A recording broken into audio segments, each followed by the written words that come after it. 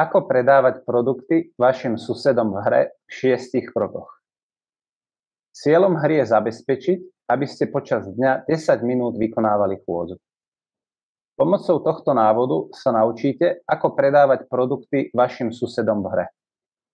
Produkty môžete zbierať vykonávaním chôdze v hre. Pozri inštrukcie, ako si naplánovať chôdzu. Pamätajte na to, že aby ste mohli hru hrať, musíte vykonávať chôdzu v reálnom prostredí. Krok 1.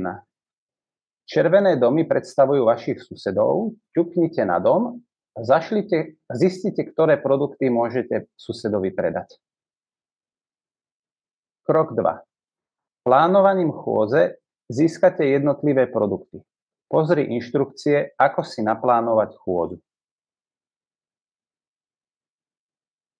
Krok 3. Po naplánovaní chôdze pozri inštrukcie, ako si naplánovať chôdzu. Získané produkty nepredávajte, ale ich uskladnite. Krok 4.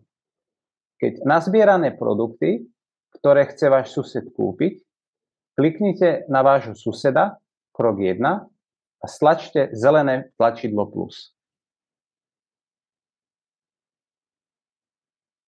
Krok 5. Aby ste mohli predať vaše produkty, musíte k susedovi dokráčať, preto ťuknite na tlačidlo chôdze, počkajte, kým sa na semafore zobrazí zelená a môžete začať kráčať. Krok 6. Po ukončení vašej chôdze k susedovi ťuknite na suseda, krok 1, a na kocku, aby sa vám otvorili nové úlohy.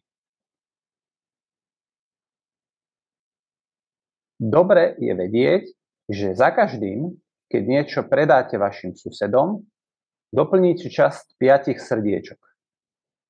Za naplnenie srdiečok získate odmenu.